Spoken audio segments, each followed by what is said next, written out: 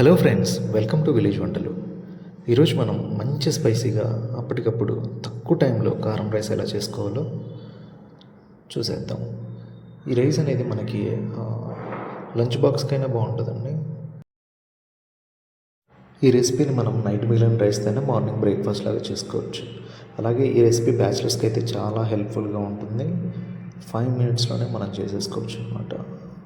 దీనికోసం ముందుగా మనం స్టవ్ ఆన్ చేసుకొని ప్యాన్ పెట్టుకొని అందులో తగినంత ఆయిల్ వేసుకొని ఒక హాఫ్ స్పూన్ ఆవాలు, హాఫ్ స్పూన్ జీలకర్ర, 1 స్పూన్ పచ్చిశనగపప్పు, ఒక 2 స్పూన్స్ పల్లీలు వేసుకొని మంచిగా వేపుకోవాలి. మొత్తం ఆవాలు చిటపట్లాడే వరకు వేపుకోవాలి.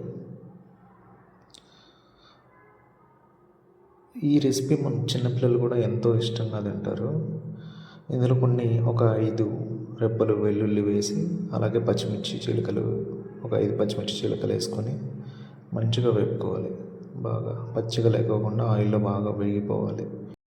ఈ పచ్చిమిర్చి ఆయిల్లో బాగా డీప్ ఫ్రై అవుతుంది కాబట్టి రైస్తో తినేటప్పుడు పక్కన పెట్టకుండా నంచుకొని తింటే చాలా బాగుంటుందండి. ఈ రెసిపీ మీరు కూడా ట్రై చేసి ఎలా వచ్చిందనేది కామెంట్స్లో చెప్పండి. ఇలా పచ్చిమిర్చి మొత్తం వేగిన తర్వాత ఇందులోనే మనం కొంచెం కరివేపాకు యాడ్ చేసుకుందాం.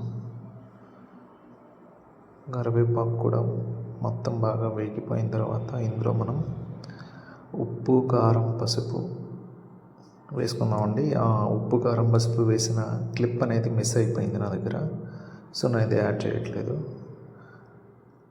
ఇందులో మీ టేస్ట్కి తగినంత ఉప్పు, కారం వేసుకోండి. ఉప్పు, కారం, పసుపు వేసిన తర్వాత ఇందులో కొంచెం గరం మసాలా, కొంచెం ధనియాల పొడి వేసుకోండి. ఆ 2 వేసుకోవడం వల్ల మనకి కొంచెం రైస్ కొంచెం ఫ్లేవర్ఫుల్గా ఉంటుంది బాగా. ఇప్పుడు స్టవ్ కట్టేసి ఇందులోనే మనం రైస్ వేసుకొని బాగా మంచిగా కలుపుకోవాలి.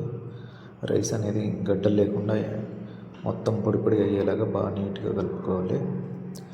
ఇలా కలుపుకొని వేడిగా ఉన్నప్పుడే తింటూ ఉంటే ఆ పచ్చిమిర్చి, పల్లీలు పంటి కింద తగులుతూ ఉంటే టేస్ట్ వేరే లెవెల్ ఉంటుంది. ఇంకెందుకు ఆలస్యం, మీరు కూడా ట్రై చేసి ఎలా వచ్చిందో కామెంట్లో చెప్పండి.